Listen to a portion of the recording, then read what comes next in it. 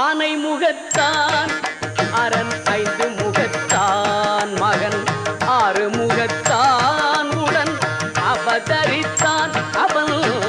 ஆனை முகத்தான் அரண் ஐந்து முகத்தான் மகன் ஆறு முகத்தான் உடன் அவதரித்தான்